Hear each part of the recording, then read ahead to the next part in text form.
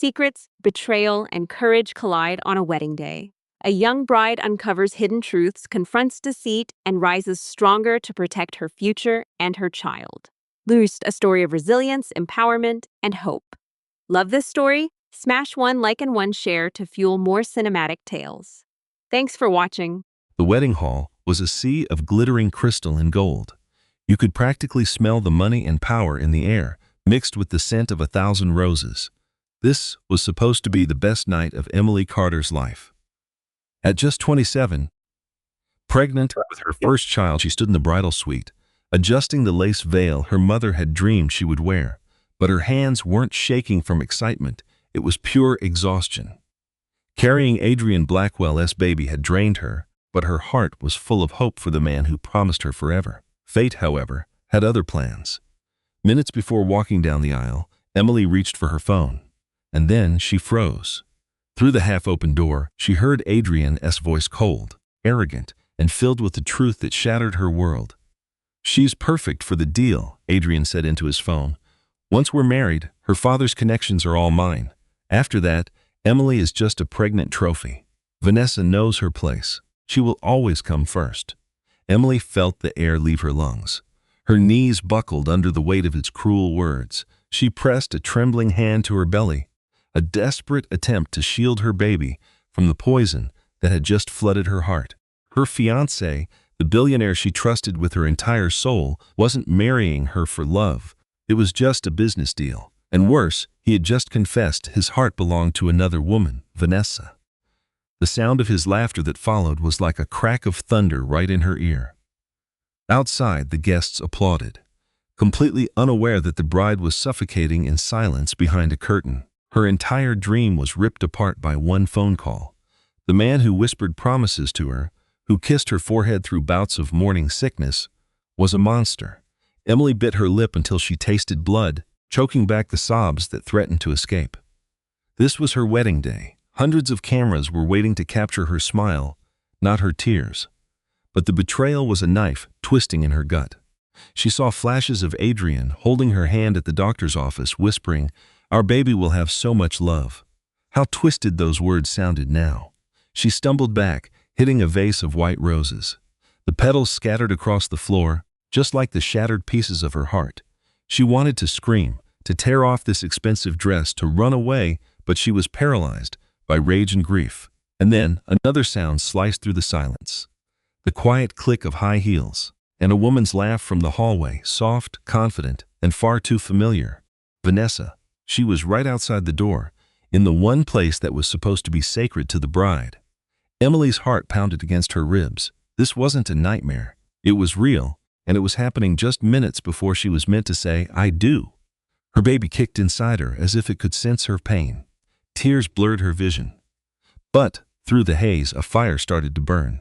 The naive girl who believed in fairy tales died in that moment. In her place, a woman rose who refused to be a victim.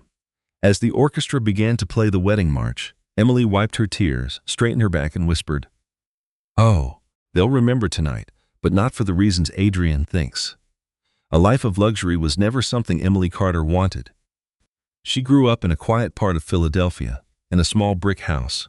Her mom was a nurse who worked double shifts, and her dad fixed cars in the driveway to make ends meet. Emily was raised on love and sacrifice, not designer clothes, taught that kindness was the only currency that mattered. Her childhood was filled with secondhand books, trips to the library, and the warmth of a close-knit neighborhood.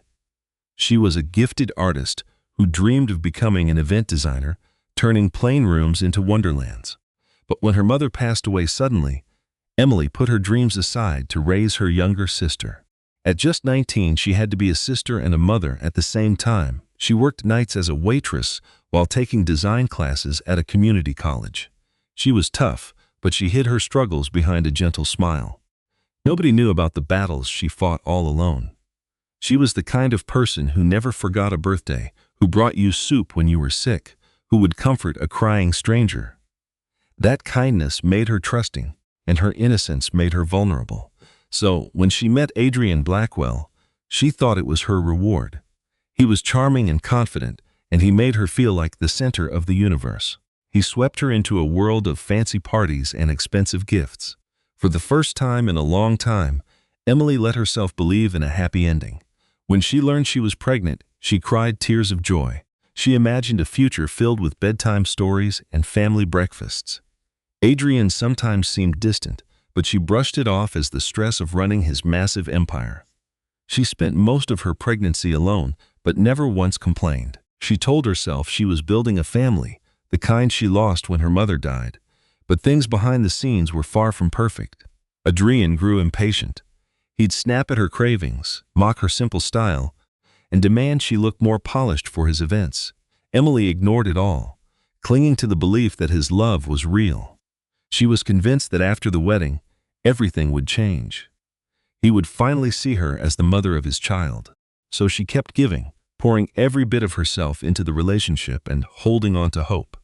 At 5 months pregnant, she planned the wedding herself, turning it into the perfect night.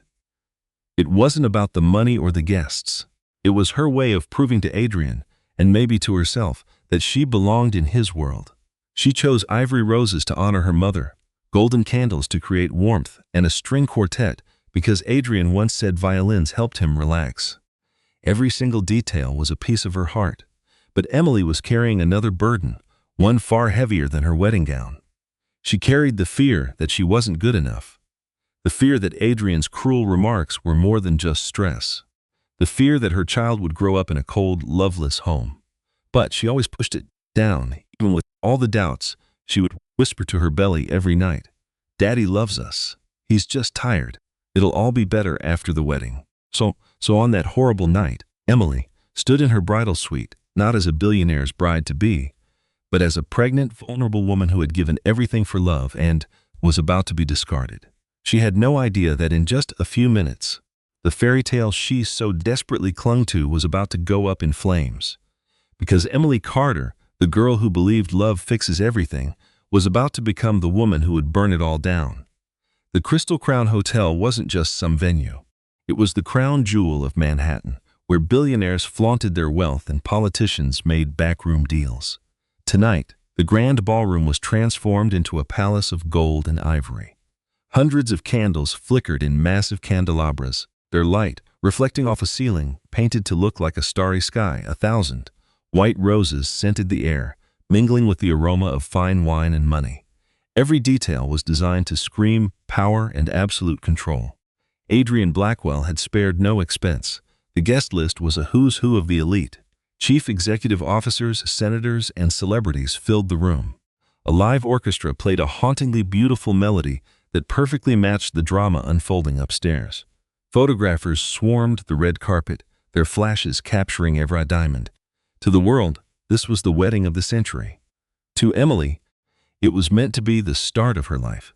Guests murmured in awe, "Those chandeliers must be from Venice. I heard the cake alone cost $50,000. Adrian certainly knows how to make a statement. They had no clue the bride was upstairs, trembling, her world shattered by a secret she was not yet ready to reveal.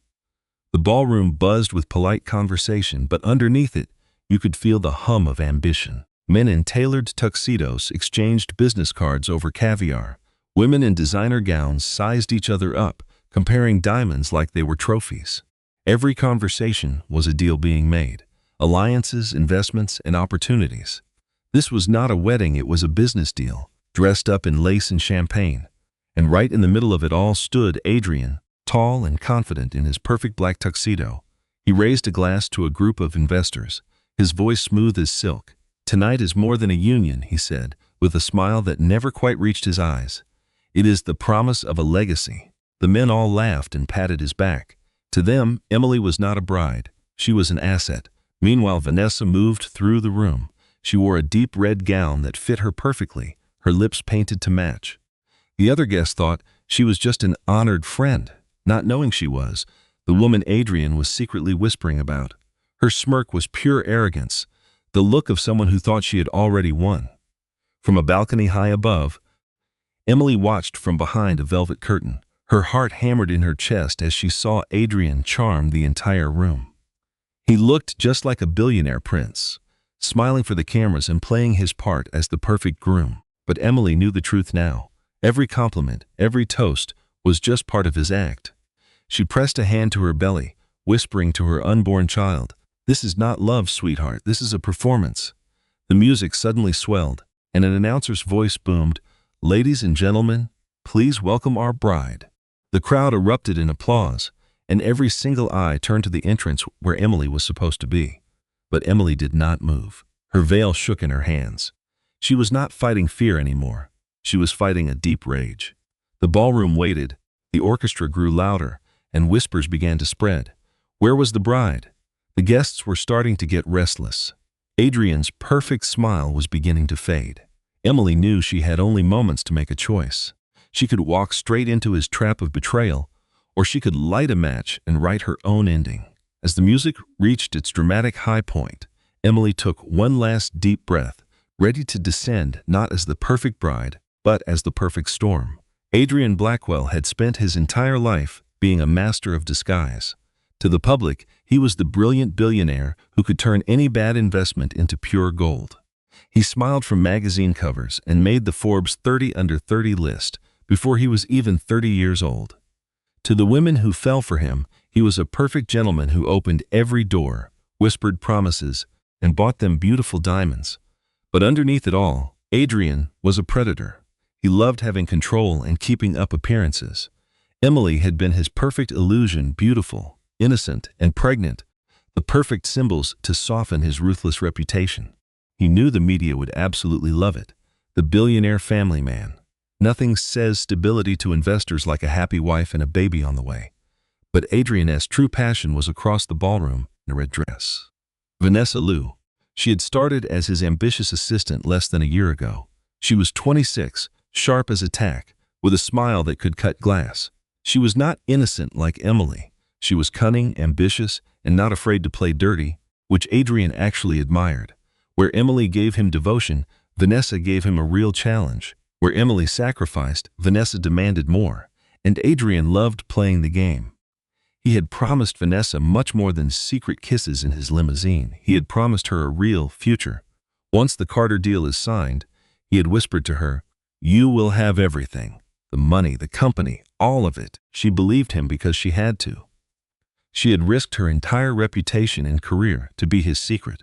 Tonight, she stood there, sipping champagne while Emily got ready, and she was clearly enjoying the irony. She was the mistress at the groom's wedding, dressed like a queen and daring anyone to say a single word. A few guests looked surprised, but no one spoke up. Nobody ever wanted to get on Adrian Blackwell's bad side. Adrian himself loved the drama of his double life. To Emily, he was the devoted fiancé. To Vanessa, he was the mastermind plotting a future without the wife he secretly laughed at. He played both parts perfectly, switching between them as easily as he changed his tie. But his arrogance was his biggest flaw. He really thought Emily would never discover the truth. He believed he was untouchable with his billions of dollars and his perfect public image. That arrogance blinded him to the disaster that was about to unfold. As Adrian mingled, his eyes kept finding Vanessa. A quick smirk, a long glance, the brush of his hand on hers when he thought nobody was watching. It was a dangerous game, but he loved the risk. For him, life was never about loyalty. It was about winning. And still, even with all the cameras flashing, a tiny flicker of fear was growing deep in Adrian's chest. It was not love, not at all. It was fear. Fear of being exposed. Fear that sweet, trusting Emily might just be a lot smarter than he ever thought. Vanessa leaned in, her voice low and sharp. "She will never see it coming," she whispered. Adrian's smirk returned. He believed her. But what neither of them realized was that Emily had already heard everything. And as Adrian raised his glass to a future he had built on lies, the bride upstairs was getting ready to burn his perfect world completely to the ground. The music swelled as the ballroom doors swung open.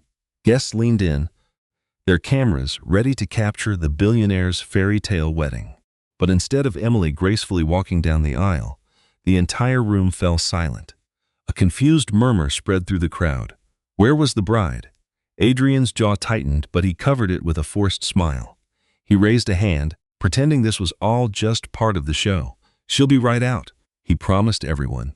But seconds turned into long minutes, and the tension in the room grew thicker. And then it happened. Vanessa Liu appeared from a side entrance. She was not hiding in the shadows or sneaking around. No, she walked boldly to the center of the ballroom in her red dress, her chin held high, with a daring smile on her face. For a moment, no one understood. Then the whispers absolutely exploded. "Isn't that Adrian's assistant? She looks a little too comfortable. Wait, why is she standing next to the groom?" Adrian was frozen solid. He had not told her to do this. His plan was all about careful, quiet control. But Vanessa had her own plan. She slipped her arm right through his, sending a shockwave through the entire crowd. Photographers gasped, their cameras clicking furiously. The picture of Adrian Blackwell with another woman on his wedding day would be all over the news in minutes. "Adrian," Vanessa purred, loudly enough for people to hear, "you did not tell me it was going to be this beautiful tonight." Her voice was sharp and sweet, like poisoned honey. Gasps echoed through the grand ballroom. One woman covered her mouth. A business rival of his just smirked. Everyone could feel the scandal unfolding. Adrian tried to recover his composure. He laughed stiffly, prying her hand off his arm. "Vanessa, what are you doing?" he hissed. But the microphones nearby picked up every single word. "What is happening?" Guest whispered. Why would she call him Adrian like that? Vanessa's smile only got wider. She was loving the chaos and all of the attention. "Why pretend?" she said, just loud enough for the cameras to hear. "Everyone will know soon enough you promised me tonight." And the room went wild. Guests were whispering, reporters were taking notes, and cameras were flashing everywhere. Adrian's perfect mask was finally starting to crack. He tried to laugh it off, but his eyes kept darting nervously to the staircase where Emily was supposed to be. And then, as if on cue, Emily appeared. She stood at the top of the grand staircase, her veil flowing behind her. The entire room gasped, not because she looked broken, but because she looked powerful, like a queen who was ready for battle. Her gaze passed over both Adrian and Vanessa, her lips curling into a cold, hard smile. She knew what they had done, and now, everyone else was getting a glimpse of it too. The silence in the room was absolute. Emily gripped the railing, her baby bump showing clearly beneath her gown. Every camera was on her. Every whisper stopped.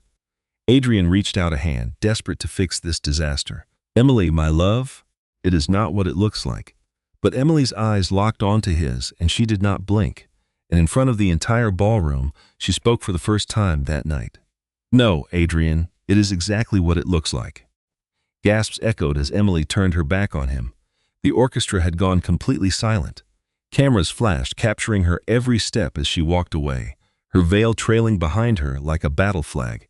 But once the door of the bridal suite closed behind her, the weight of it all came crashing down on her. Emily collapsed against the vanity, her hands trembling as she held onto the edge for support. Her reflection startled her. The bride staring back was not glowing, but was a broken woman with smeared mascara and eyes that were red with grief. She ripped the veil from her hair and threw it onto the floor, where it crumpled just like the fairy tale she had believed in. Her breathing was shallow. She pressed both hands to her belly, whispering through sobs, "I am so sorry, baby. I am so sorry." The life inside her gave a gentle kick as if to remind her she was not entirely alone. But right then, the loneliness felt like it was choking her. Memories rushed in, and every single one felt like a brand new cut. Adrian's laugh the first time he told her he loved her. The nights he held back her hair when she was sick. The promises he made about the family they would build together. Each memory felt like a sick joke, like a performance to keep her distracted while he was off with someone else. Her sobbing turned into a raw, furious sound that echoed in the huge room. She grabbed the roses off the table and hurled them against the wall, their petals exploding like red confetti. "How could you?" she whispered, her voice breaking. "How could you possibly do this to me? To our baby?" The hotel suite suddenly felt small, like the walls were closing in, the weight of his betrayal pressing down on her. She could practically hear the guestess whispering, see the cameras flashing, and picture Vanessa's smug little smile. It was like they were all laughing at her, at the naive little bride who actually thought love could keep a billionaire faithful. She had walked into a war with no armor, and now she was bleeding out all alone. Her phone kept buzzing. Messages from reporters and so-called friends, all of them wanting to know what happened. Emily just swiped them away. She couldn't deal with any of it. Her hands shook as she slid down to the floor, curling into a ball beside the bed, her tears ruining the expensive silk of her wedding dress. She now thought about her mom. If she were here, she would know exactly what to do. She would have told Emily to get up and fight. But Emily didn't feel like her mother at all. She just felt tired, scared, and 5 months pregnant. All she really wanted was to just disappear, to vanish before the humiliation could completely consume her. The minutes felt like hours. Through the walls, she could hear the party was still in full swing.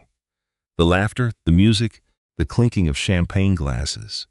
Life was just going on, completely ignoring the fact that her world had just ended. Finally, Emily managed to pull herself up, her entire body feeling like lead. She looked at her reflection in the mirror again, but this time, she saw something more than just a jilted bride with ruined makeup.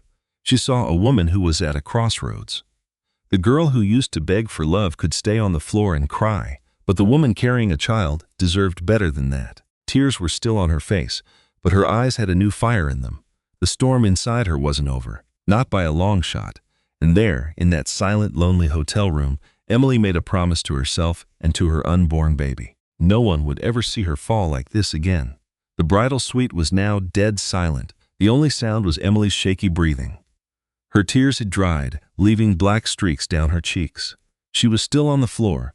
Her wedding dress collapsed around her like a broken promise. For a moment, she thought maybe the world had forgotten her. She almost hoped it had. But then, a knock. 3 slow, steady knocks on the door. Emily froze. She prepared herself for Adrian, ready to deliver his perfectly smooth excuses, or maybe it was Vanessa coming to gloat. Her heart hammered against her ribs as she watched the doorknob slowly begin to turn. She wanted to scream at them to just go away. But when the door swung open, it was not Adrian. A different man stepped into the room. It was Ethan Morgan. He was tall, with broad shoulders, and he had a quiet authority that could command a room without saying a word. He was a powerful chief executive officer himself and Adrian's biggest business rival, though few people knew how personal that rivalry really was. To the public, Ethan was an enigma, a billionaire who avoided the spotlight at all costs.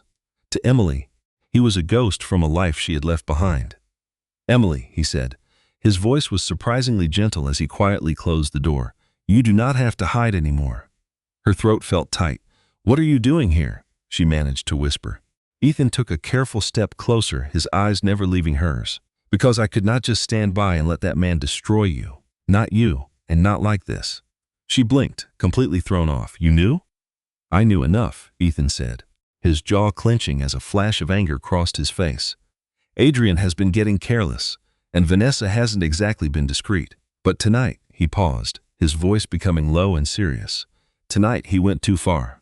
Emily felt like she could finally take a real breath. Someone else saw it. Someone else believed her. For hours she had been drowning in shame all by herself. But now, here he was, proof that she was not crazy, that she was not just being weak. But why him? Why Ethan Morgan? As if he had read her thoughts, Ethan knelt so he was at her level. "Years ago, your mother helped my family when we had nothing left. She gave us a chance to start over. She told me that kindness is never wasted. I never forgot that. And I made a promise to myself that if I ever had the chance to repay her, I would do it." Emily's heart ached with the memory of her mother's warmth, her soft voice, and her quiet, unshakable strength. She never realized just how many lives her mother had secretly touched. But now, in Emily's darkest hour, that kindness had come back to her. Ethan then reached inside his jacket and pulled out a simple, thin folder. He placed it gently on the table between them. "Inside, this is everything you are going to need. Proof of Adrian's affair, financial fraud, shady backroom deals, and yes, pictures of him with Vanessa. He thinks he is untouchable, but he is dead wrong." Emily stared at the folder, her hands trembling. Her heart was pounding with a mix of terror and hope. This was about so much more than just getting even. This was power. This was the one weapon Adrian never, ever thought she would have. "Why are you giving this to me?" she asked. Her voice was barely audible. Ethan's serious expression softened just a little. "Because you deserve better than him, and because he needs to learn that you were never weak." Emily swallowed hard. For the first time all night, her tears were not tears of sadness. They were tears of pure resolve. She was not just some heartbroken bride anymore. She was a woman with a choice. a woman holding the evidence that could tear Adrian's entire empire to the ground. Her hand hovered over the folder, and when she finally touched it, she could feel the true weight of her future. In that 1 second, Emily knew the game had completely changed. Adrian was no longer the only powerful person in the room. Emily sat perfectly still, the folder from Ethan feeling like a bomb in her lap. Just a few hours ago, she was a terrified bride, silently begging for a love that was a complete lie. Now, as she flipped through each page, the evidence shredded what was left of her innocence.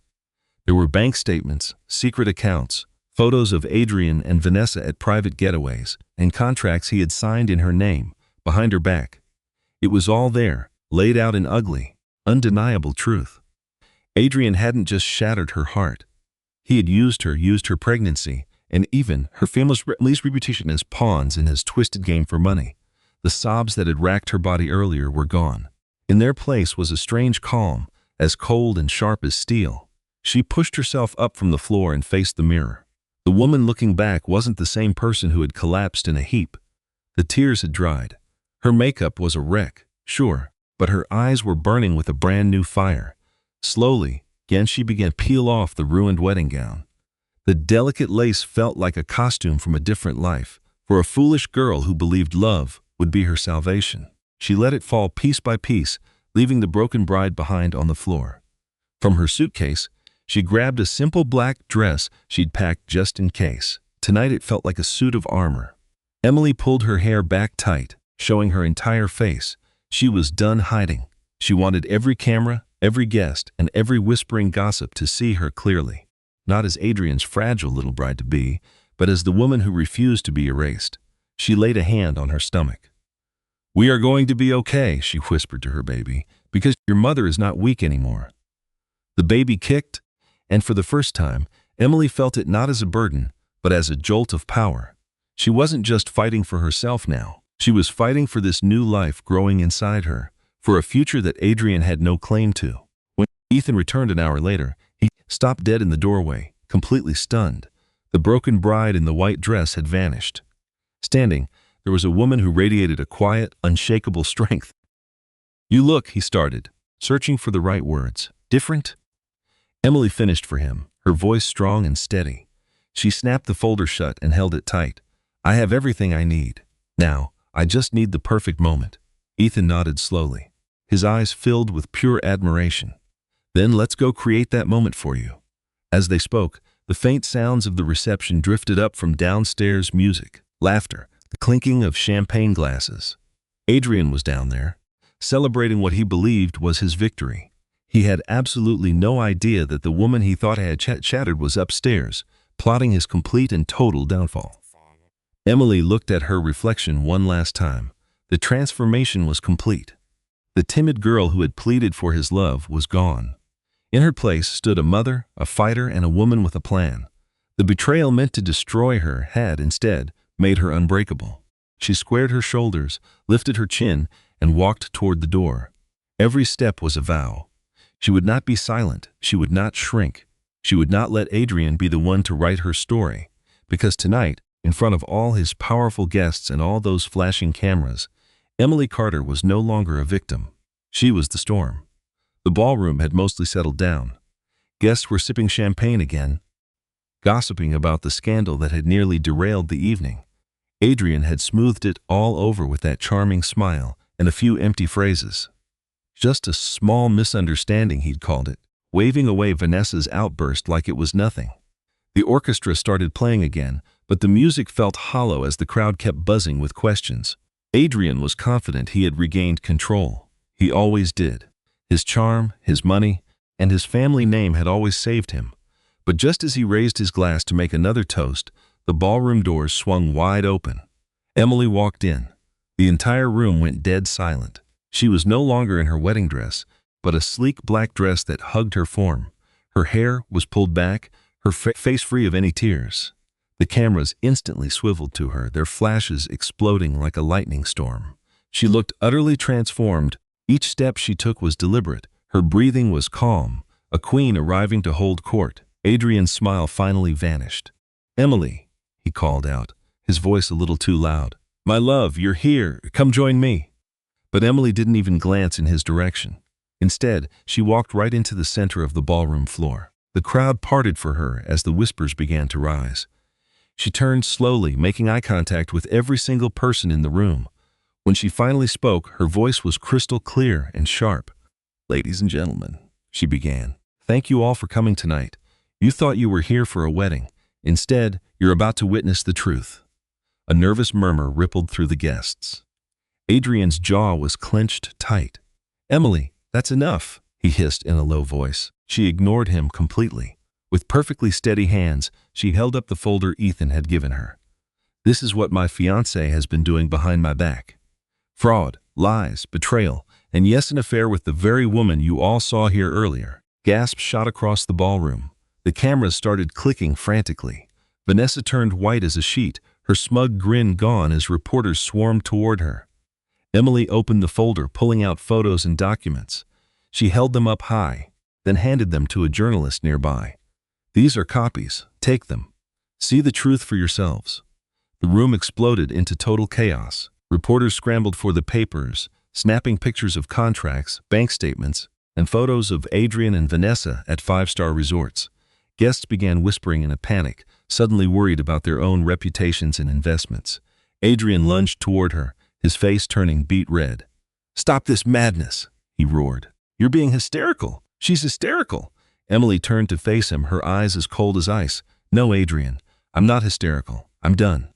His words struck him like a physical blow. The crowd went silent again. Every single person in the room was staring at her. She placed a hand over her stomach, her voice dropping but losing none of its firmness. "I carried your child. Thinking you were a man of honor, I sacrificed for you. I trusted you. I believed in you. But tonight, I am taking my dignity back. You will never, ever control me or my child again." The silence that followed was thick with tension. Then, slowly, one person began to clap. It started with a single guest, then another, until the entire ballroom erupted in thunderous applause.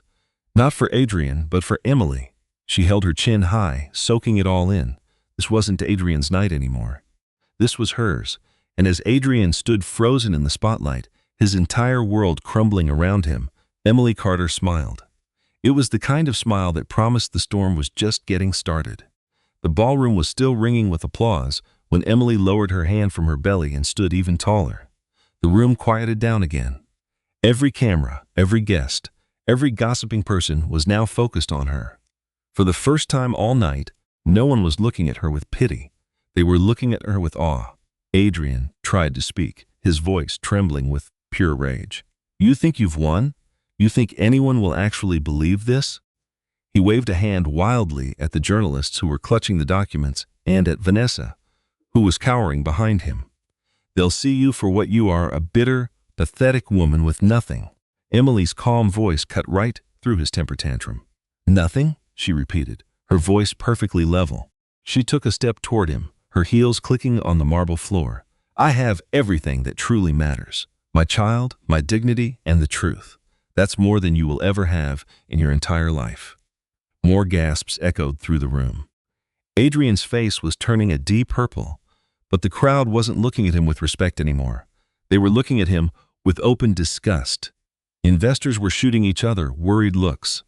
Powerful friends were slowly backing away. The empire he'd built on lies was collapsing in real time.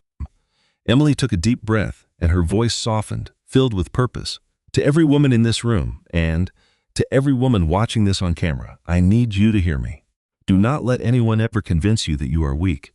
Do not sacrifice your own worth for a man who doesn't see it, and never, ever let someone else's betrayal become your story." Her words landed with the weight of absolute truth.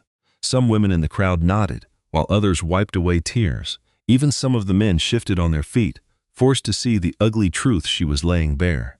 She placed her hand on her belly again, this time not with sadness, but with fierce pride. "This child will grow up knowing their mother chose strength over silence and dignity over shame. And I will teach them that real love is not a cage, it is a safe harbor. I may have walked in here tonight a bride, but I am walking out as something so much stronger. A mother, a survivor, and a woman who will never be broken again." The applause came back, this time a roaring wave of support. People rose to their feet, clapping and cheering, some even chanting her name. Cameras were flashing everywhere, capturing her incredible transformation. Vanessa snuck out a side door, her red dress a blur of shame. Adrian just stood there, his hands in tight fists, watching his empire burn. For the very first time in his life, he was utterly powerless, and he knew it. Emily turned, and her eyes met Ethan S. across the crowded room. He gave a slight nod, a sign of respect, not pity. She nodded back. This wasn't a love story. Not right now. Tonight was about Emily reclaiming her own life. She began walking toward the exit, each step firm, her head held high. The guests parted like the sea, creating a path for her as if she were a queen. By the time she reached the doors, she was no longer the jilted bride. She was the woman who had turned betrayal into a bonfire and humiliation into a stunning victory. As the doors swung shut behind her, the orchestra began to play again. But it wasn't the wedding march. It was a triumphant symphony, as if the entire universe was applauding her courage. And with that, Emily Carter walked out of that ballroom, not as Adrian Blackwell's victim, but as a symbol for every woman who had ever been made to feel small. By the next morning, no one was talking about the wedding that never happened. They were all talking about Adrian Blackwell's spectacular fall. The morning papers had no glossy photos of a ceremony or happy headlines about a billionaire's dream wedding. Instead, they screamed with scandal. Blackwell's betrayal exposed at his own wedding. Pregnant bride humiliates billionaire in front of the city's elite. Adrian Blackwell, fraud, affairs, and the wedding fiasco of the year. The front pages were vicious. Pictures of Emily standing tall in her black gown were on every single cover. Her hand rested on her stomach, her eyes blazing with a quiet fire. She wasn't portrayed as a victim, she was hailed as a hero. Adrian's photos, however, told a very different story. They showed him lunging forward in a rage, his face twisted and desperate, reaching for Emily, only to be shoved away in front of hundreds. The captions were mocking. The groom who lost everything. News channels replayed the video on a loop. Clips of Emily's speech went viral all over social media. Her words became hashtags. Never broken, strength over silence, Emily Carter. Millions of people watched it. Millions shared it. Millions cheered her on. Overnight, she had become an icon. But for Adrian, the consequences were far worse than just public embarrassment. By noon, the stock for Blackwell Enterprises had tanked. Investors were pulling their money out, spooked by the fraud allegations Emily had brought to light. Contracts were torn up. Partnerships dissolved. Politicians who once begged for his money suddenly acted like they'd never met him. His phone, which once buzzed with flattery, was now exploding with messages of pure disgust. Vanessa, his mistress, simply disappeared. The woman who had paraded so smugly through the ballroom vanished the moment the tide turned. The tabloids photographed her boarding a flight to Europe, her designer gown replaced by a hoodie and sunglasses. She had bet on Adrian's power, and when it vanished, she left him to face the flames alone.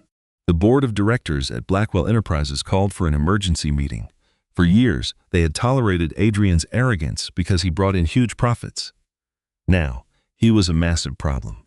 Within 24 hours, rumors began swirling that he was being forced out. By the end of the week, those rumors would be fact. And Emily? She said absolutely nothing. She turned down every interview, refused to make a statement, and ignored the reporters camped outside her building. The world was desperate to hear from her, but she offered only silence. And that silence made her even more powerful. She had already spoken her truth where it mattered most in front of the cameras and that entire crowd. There was nothing more to say, but behind closed doors, Emily watched it all happen with a quiet sense of calm. She didn't cheer when Adrian's world crumbled, and she didn't celebrate his downfall. Revenge wasn't her goal anymore.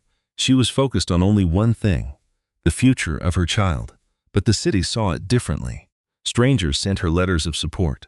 Women shared their own stories of heartbreak, and talk shows were calling her the woman who brought a billionaire to his knees. Whether she liked it or not, Emily had become a symbol of resilience. Adrian, on the other hand, locked himself in his penthouse, pulled the shades, and drank as the world outside tore him apart. He replayed Emily's moment of defiance in his head again and again, feeling his empire slipping through his fingers. The man who once believed he was untouchable was now a total outcast. And as the headlines grew worse and his company collapsed, One single truth echoed through every newsroom and boardroom in the city. Adrian Blackwell's reign was over, and Emily Carter was the one who ended it. For weeks after the scandal, Emily made her world very small. She rented a simple apartment under her maiden name, far away from the flashing cameras and curious neighbors. She cooked quiet dinners, read books in the peaceful mornings, and laid a hand on her belly each night, whispering promises to the new life growing inside of her. At first, the quiet felt strange. After spending years living in Adrian's world, she wasn't sure who she was on her own. But slowly, gently, she started to remember. Before she met Adrian, Emily Carter was an artist, a designer with a dream of making beautiful spaces. She had given all of that up to be with him. Oh, now, with nothing left to lose, she returned to what she truly loved. It started with a small step. One morning, she found her old sketchbooks in a box she'd stored away years ago. The pages smelled of dust and forgotten dreams, but the drawings inside were still alive. She traced the lines with her fingertips, and for the first time in what felt like forever, she smiled a real smile. With some encouragement from her younger sister Sophie, she began to call old contacts. Friends who remembered her talent were more than happy to help her. Soon, she was sketching new designs for weddings, galas, and other big events. Ironically, the very scandal that was supposed to destroy her became her biggest asset. Potential clients would whisper, "That's the woman who stood up to Adrian Blackwell." To them, she wasn't just another designer. She was a symbol of incredible strength. Within 3 months, Emily landed her first major contract, redesigning a new women's shelter financed by one of Adrian's old business rivals. She poured her entire soul into the project, working late into the night as her belly grew bigger. She chose warm colors and soft fabrics to create spaces that felt like a safe haven. Every line she drew was a message. "You are not broken here. You are home." As she worked, the baby inside her kicked more and more, as if cheering her on. Each little kick reminded her why she was fighting so hard. She was no longer trying to build a life that would impress Adrian. She was building a legacy for her child. But rebuilding her life was about more than just a career. Emily took long walks in the park, breathing in the crisp autumn air. She joined a prenatal yoga class, meeting other expecting mothers who reminded her that she wasn't alone. She started laughing again, a sound she feared she had lost for good. Ethan would stop by every now and then, always kind, always respectful. He'd bring her coffee, offer some business advice, or just be there to listen when things got overwhelming. He admired her courage, but even more, he respected her independence. One evening, as Emily was locking up her small design studio, she saw a group of young women waiting for her outside. They were not her clients. They were complete strangers. "We just wanted to say thank you," one of them said, her voice trembling a little, "for showing us that we don't have to be silent." Tears welled up in Emily's eyes, but for once, they were tears of healing, not of pain. She realized then that her story was bigger than just her. She was now carrying the hopes of so many women who had suffered quietly. And by rebuilding her own life, she was giving them the courage to rebuild theirs too. Emily Carter was no longer the abandoned bride. She was an artist, an entrepreneur, a mother-to-be, and a survivor. And as she switched off the lights in her studio that night, she knew this was just the beginning of the empire she would build. An empire built not on betrayal, but on pure, unbreakable strength. Adrian Blackwell was not a man who was used to losing. For years, he had controlled boardrooms, destroyed his rivals, and made people bend to his will using his money and power. But after Emily's very public takedown, he became something he had never been before: weak. His empire was in freefall. The board of directors stripped him of his CEO title, kicking him out as angry shareholders demanded justice. His name disappeared from the magazines that once sang his praises. Invitations to fancy parties just stopped coming. Even the people he called his friends stopped answering his calls. For weeks, Adrian stayed in denial. He kept telling himself the scandal would pass, that Emily would come crawling back once she realized she couldn't make it without him. "She's just playing the victim," he thought. He sneered one night, staring at his reflection in the dark windows of his penthouse. "But she'll beg to come back, but she never did." Instead, Emily's star rose as his own began to fade. The media loved her comeback story. Her design studio was flourishing, and her journey was inspiring women everywhere. Adrian burned with anger as he watched clips of her at charity events, her hand gently resting on her pregnant belly. She looked happy. She looked free. And it was her freedom that drove him mad. Desperation made him reckless. He started showing up at her apartment, pounding on her door in the middle of the night. "Emily, open up. We have to talk." His voice was raw, desperate. All his old confidence was gone. She never answered. Instead, Ethan's security team escorted him off the property every single time. So Adrian turned to the press, giving interviews filled with lies and phony apologies. "I made mistakes," he told a reporter, his eyes looking wet. "But Emily knows I love her. I just want my family." The public wasn't buying it. His words sounded empty, and the backlash only got worse. Headlines mocked him. "Blackwell begs, world laughs." But his lowest move was trying to use their baby against her. He filed for partial custody, claiming Emily was an unfit mother. His lawyer said her emotional state made her a danger to their child. When Emily read the papers, her hands shook with rage. For a second, she was terrified he might actually win, that he could take the only good thing in her life. But then she squared her shoulders. Adrian had underestimated her before, and he was doing it again. With Ethan's help, she hired a top legal team. She didn't fight him with anger. She fought him with the truth. Her showed the court proof of Adrian's fraud, his wild lifestyle, and the affair everyone had read about. The judge's gavel came down hard, dismissing Adrian's case completely. Emily walked out of that courthouse with her head high while photographers screamed her name. Adrian stumbled out behind her, his face bright red with shame. He tried to use his own child as a weapon, and it blew up in his face. That night, Emily sat by her window, her hand on her belly. She whispered, "He will never touch you, not now, not ever." Across town, Adrian poured another whiskey, drowning in his own bitterness. He finally understood the truth. He couldn't control Emily anymore, and the more he tried to drag her down, the more the world celebrated her, leaving him all alone in the wreckage he'd created. For weeks, Vanessa Liu was nowhere to be found. After the wedding disaster, she vanished from public life, hiding from the cameras and the nasty headlines. She told herself it was just for a little while, that Adrian would fix this mess like he always did. Then she could slide right back into his life. But this time, Adrian wasn't the powerful man she fell for. He was sinking, and fast, and Vanessa had no plans to go down with the ship. She'd always been ambitious. It's what drew Adrian to her in the first place. Her hunger for power was a perfect match for his arrogance. But Adrian thought she loved him, while Vanessa was playing a completely different game. She never wanted to be his mistress forever. She wanted power, money, and her own spot at the top. When Adrian's empire started to crumble, she saw her chance to trade in her loyalty for her own survival. One night, Vanessa walked into a private restaurant. Waiting for her was an investor Adrian had publicly humiliated years ago. "You wanted proof of Adrian's corruption?" she asked, sliding a small flash drive across the table. "It's all right here." The man raised an eyebrow. "And why betray him now?" Vanessa leaned back and sipped her wine with a smirk. "Because the king is falling, and I'm not going down with him." The investor laughed. "Smart girl, but you know that once this gets out, you're finished too." For just a moment, Vanessa's smile flickered. She thought she could outplay everyone. But she hadn't realized just how much the world already hated her. To everyone else, she wasn't a victim. She was his partner in crime. The other woman who boldly walked into a billionaire's wedding wearing a red dress, daring everyone to look. When her leaked file hit the news, the fallout was instant.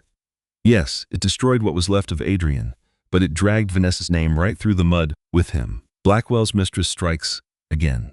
Vanessa Liu. From ambition to total shame. Nobody trusts a traitor.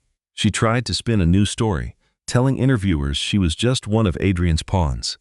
"He manipulated me," she cried on live television. "I really thought he loved me." But nobody was convinced by her fake tears.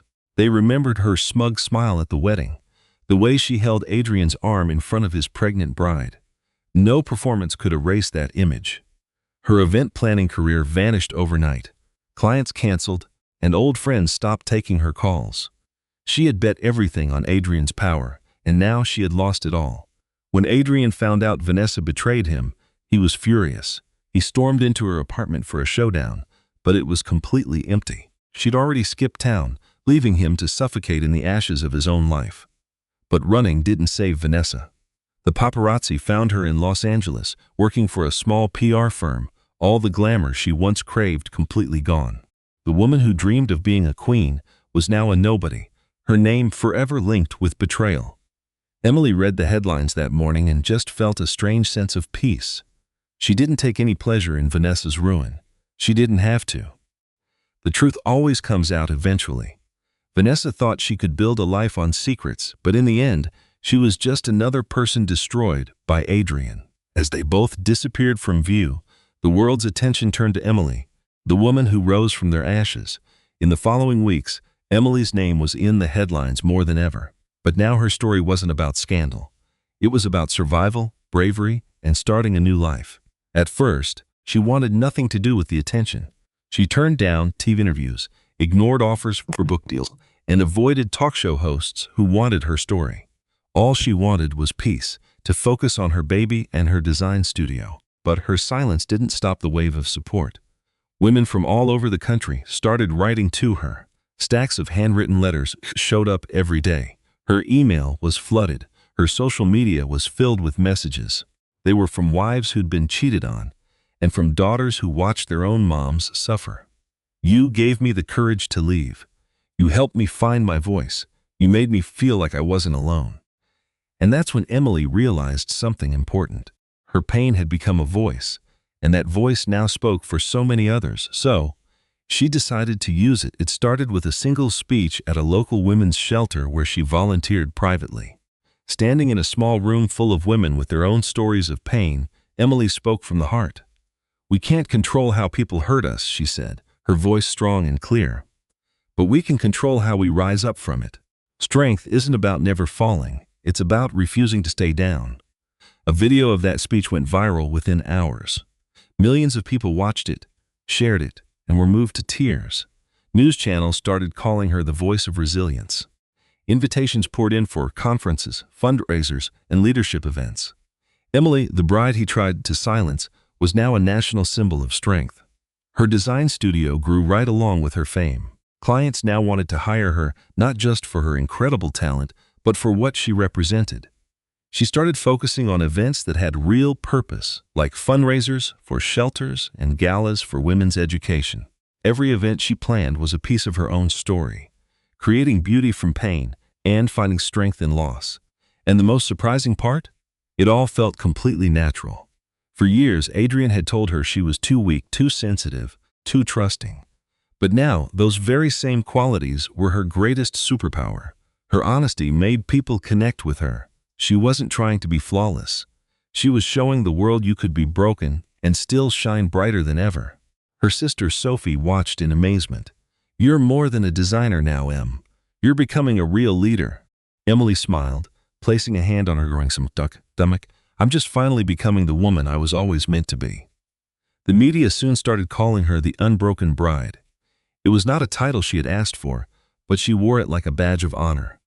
Not for herself, but for all the women who saw a piece of their own story in hers. One evening, as she prepared for a major speech at a women's leadership summit, Ethan stopped by her studio. "You know," he said, his voice a mix of teasing and genuine admiration, "you've become more powerful than Adrian ever dreamed of being. And you did it without a single lie, without destroying anyone. You just did it by being you." Emily looked up from her speech notes, a sparkle in her eye. "That is the real difference, isn't it? He built his empire on fear. I am building mine on hope." And as the applause from millions of supporters grew louder each week, Emily Carter stepped fully into her new life. She was not just a survivor. She was a symbol of empowerment for a world that desperately needed to hear her voice.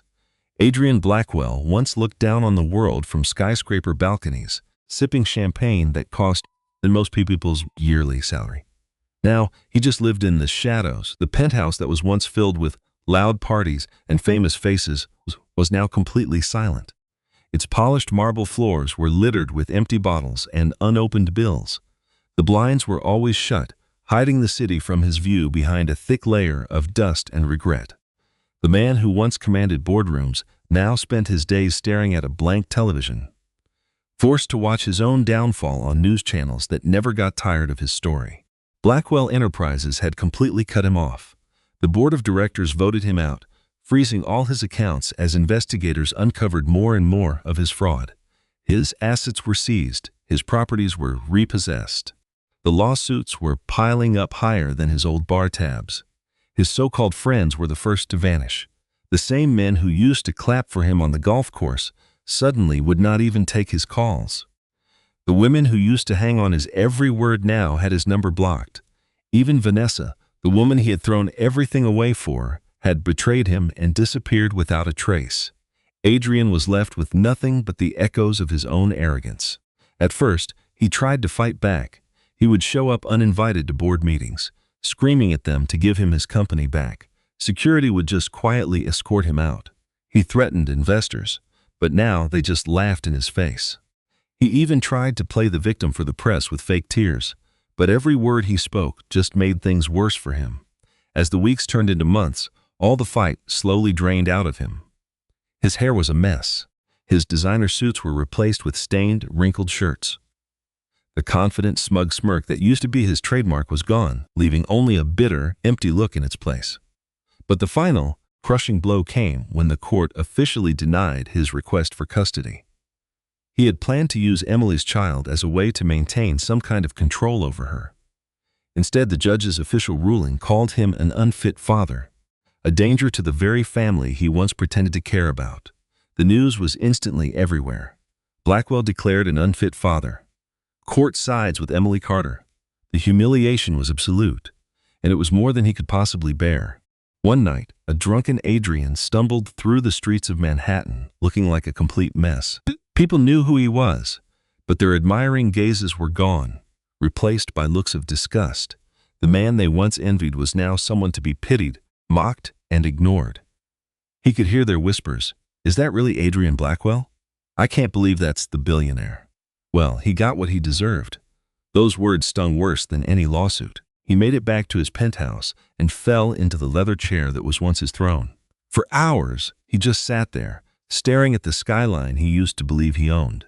Now, it all belonged to someone else. His competitors had snapped up his contracts.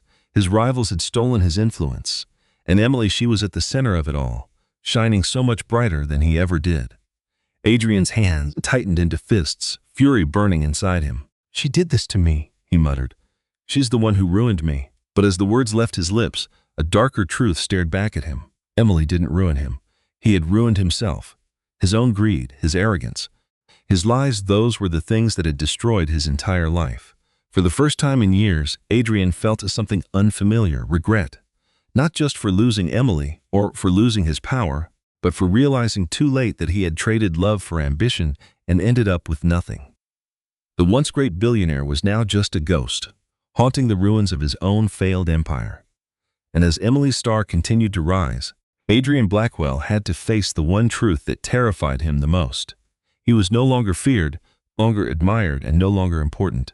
He was nothing. And as winter finally melted into spring, Emily's world was changing all over again. Her belly was now round and full, a constant reminder that she was no longer walking just for herself.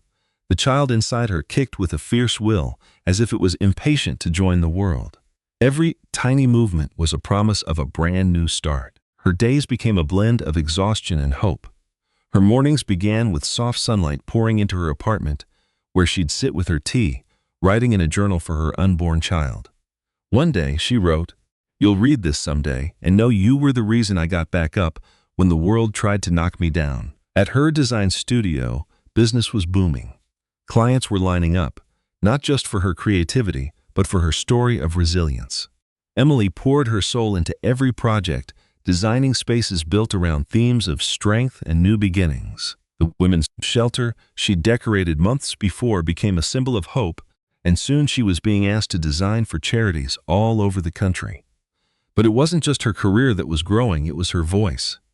She was invited to speak at universities, community centers, and conferences. Every time she stood before a crowd, she would place a hand on her belly and speak not just as a designer or a survivor, but as a mother. Strength, she told them, isn't measured by what we survive alone. It's measured by the love we carry with us, even when the world wants to take it away. Her younger sister, Sophie, was her rock. She went with her to doctor appointments and helped prepare the nursery, painting soft stars and fluffy clouds on the walls. "This baby is going to be surrounded by so much love," Sophie said one night. Emily smiled, her eyes welling up with happy tears. For the first time in what felt like forever, she wasn't afraid of what was next. Ethan remained a quiet, steady presence in her life. He offered help without asking for anything back, and protection without being controlling. A gentle bond was slowly forming between them, though they never spoke of it. Whenever Emily started to doubt herself, Ethan would tell her, "You've already made it through the hardest part. You survived. Now you just get to live." Still, in her quietest moments, fear would sometimes sneak back in. Would she be a good mother? Could she really raise a child without the shadow of Adrian's betrayal hanging over them? She fought those thoughts by preparing for the future. She took parenting classes, built a strong circle of supportive women, and leaned on her newfound community. The night before her baby shower, Emily sat alone in the nursery. The crib was built, storybooks lined the shelves, and the walls were a gentle blue and white. She traced the edge of the crib and whispered, "You will only know truth, never lies. You will only see love, never weakness." Tears streamed down her face, but they weren't tears of sadness. They were tears of release. For years, she had carried pain and silence. Now she carried life, love, and a legacy. As she placed one hand on her heart and the other on her belly, Emily Carter knew the empire she was building had nothing to do with money or power. It was built from love, and no betrayal could ever tear that down. Weeks after giving birth, Emily was transformed in ways she never could have imagined. Motherhood turned her nights into sleepless vigils and her days into a gentle rhythm of feeding, rocking, and whispering lullabies. But with every cry, with every tiny grasp of her baby's fingers, she could feel her heart mending. The baby was her anchor. The dark clouds of betrayal didn't haunt her the same way anymore. Each time she looked into her child's eyes, she saw her own strength, not the lies of Adrian Blackwell. "You are my second chance," she would whisper in the quiet nights, holding her infant close. Her healing began to reach far beyond her home. Invitations started pouring in. This time she was careful. Emily agreed to one national interview, not for the gossip, but for the message. In a simple blue dress, with her baby sleeping in a crib beside her, she faced the cameras. "I didn't survive because I'm extraordinary," she said softly. "I survived because I chose not to be silent. Pain will break us, but it can also shape us. And sometimes the best revenge isn't anger. It's living with dignity and peace." The entire audience was silent, then burst into applause. Clips from her interview spread like wildfire online, reaching millions who were inspired by her story. On social media, her speech became a rallying cry. Women began sharing their own stories of survival with the hashtag #HealingWithEmily. At her design studio, Emily continued to turn her pain into art. Every event she planned was filled with symbolism, rebirth, light after darkness, and the strength of community. Clients didn't just admire her talent anymore. They respected her authenticity. She wasn't just designing spaces now. She was building sanctuaries of hope. Her sister Sophie often pointed out just how far she'd come. "Do you even realize," Sophie said one evening, rocking the baby, "that people don't just see a survivor. They see proof that broken pieces can create something stronger." Emily smiled, her eyes getting misty. "I don't want to be remembered for the pain. I want to be remembered for how I rose above it." Even Ethan, her quiet supporter through it all, noticed the shift. "You've closed the wounds," he told her one night after a charity event, "and instead of scars, you've made art." Emily didn't answer right away. She glanced at her sleeping baby in the stroller, then looked back at Ethan. "I didn't heal by myself. I had help. My mother's memory, my sister's love, and your faith in me. That's what carried me." Her healing wasn't just private, it was public. By owning her story, she turned her wound into a weapon and her humiliation into empowerment. Adrian's betrayal no longer defined her. Her resilience did.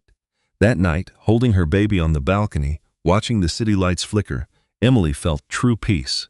She breathed in the cool air, her child's heart beating steadily against her chest. For the first time since it all happened, she wasn't just surviving, she was living. And in that simple truth, Emily Carter finally found her freedom. Adrian Blackwell's end wasn't a dramatic explosion. It was quiet, like a candle flame being snuffed out by its own smoke. A few months after Emily's success, Adrian was like a ghost in the city he once ruled. The penthouse was sold to pay off debts. His fancy cars were repossessed, and his name was blacklisted from every important circle. Once called the Golden Billionaire, he became a cautionary tale whispered at dinner parties. Did you hear about Adrian Blackwell? Betrayed his pregnant fiancée and lost everything. He would just wander through bars at night, a shadow of his former self. People recognized him, sure, but they felt pity, not envy. His downfall was absolute, and the worst part? Nobody cared. Emily, on the other hand, was stepping into a life brighter than she'd ever imagined. Her baby was happy and healthy, growing stronger every day, their laughter filling her home. Her little design studio grew into a full agency, where she hired other women who had been underestimated. She wasn't just creating events, she was creating opportunities, turning pain into possibility for others.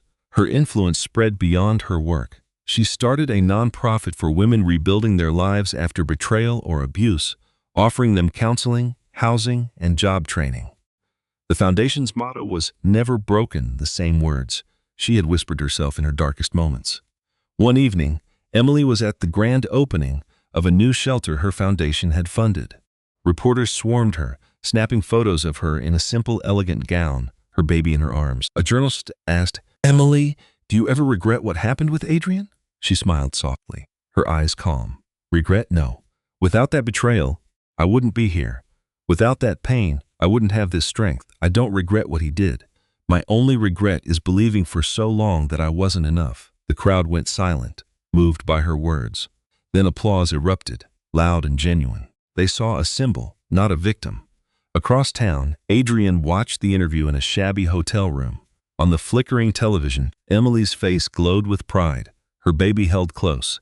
He threw the remote at the screen, shattering the glass, but he couldn't shatter the image in his mind.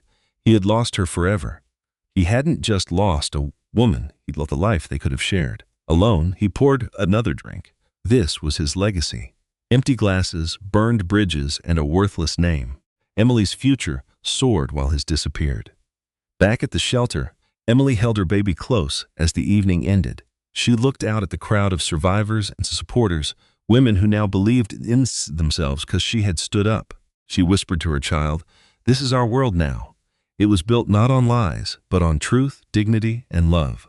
The music swelled, laughter filled the room, and Emily felt complete peace. Adrian Blackwell's story ended in ashes, but Emily Carter's was just getting started. And it was brighter, stronger, and more beautiful than any fairy tale she had ever believed in. And that, my wonderful friends, is how Emily's story ends. If you're still watching, it probably means something in her journey resonated with you. Maybe it reminded you of a time you thought you couldn't possibly survive. Or perhaps it showed you that even after a deep betrayal, there is always a path forward. The philosopher Marcus Aurelius once wrote, "You have power over your mind, not outside events. Realize this, and you will find strength." Isn't that exactly what Emily did? She couldn't control Adrian's betrayal, but she could control how she rose from the ashes. And as Epictetus said, it's not what happens to you, but how you react to it that matters. That is the very heart of healing.